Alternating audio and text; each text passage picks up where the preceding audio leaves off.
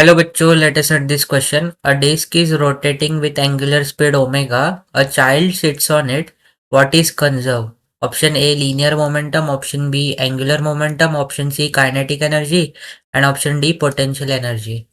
तो इस क्वेश्चन में हमें क्या दिया है कि एक डिस्क है जो एंगुलर स्पीड ओमेगा से रोटेट हो रही है और एक चाइल्ड जो है वो उस पे आके बैठ जाता है। तो कौन सी उसके बाद जो कौन सी क्वांटिटी जो है वो कंजर्व रहेगी, ये हमें फाइंड आउट करनी है।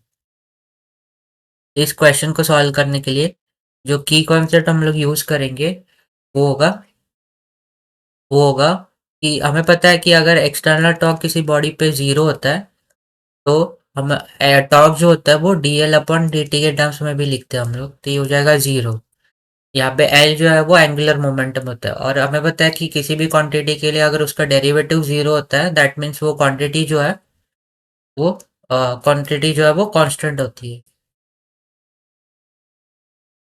यहाँ से हम लोग कह सकते हैं कि अगर पूरे सिस्टम पर अगर टॉर्क जो एक्सटर्नल टॉर्क जो है वो जीरो है तो हम लोग कह सकते हैं कि एंगुलर मोमेंटम जो है वो कंजर्व होगा उस केस में।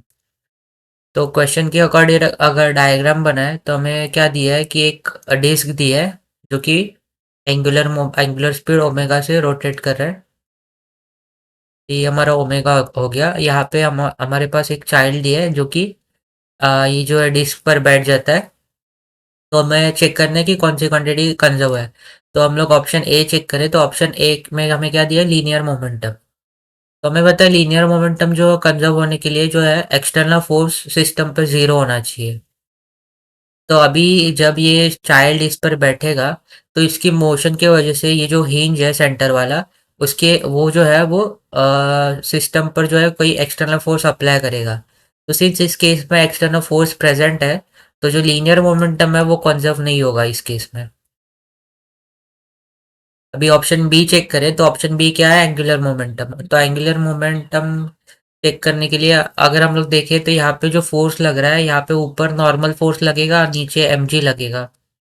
तो दैट मीन्स हम लोग कह सकते हैं कि ये जो सिस्टम है इस पर जो है नेट जो टॉर्क लग रहा है, एक्सटर्नल टॉर्क जो है वो जीरो है। तो हम लोग कह सकते हैं कि जो एंगुलर मोमेंटम जो है वो इस केस में कंजर्व्ड रहेगा। और सिंस एल जो है कंजर्व्ड है तो हम लोग कह सकते हैं कि एंगुलर मोमेंटम जो है वो कंजर्व्ड है इस केस में।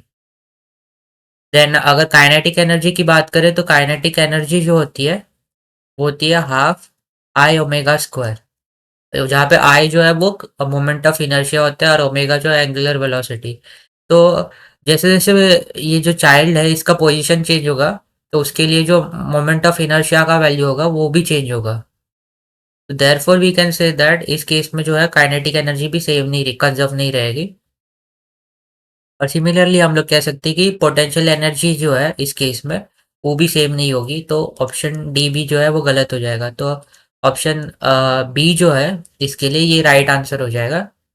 सो I hope you have understood it well and best of luck.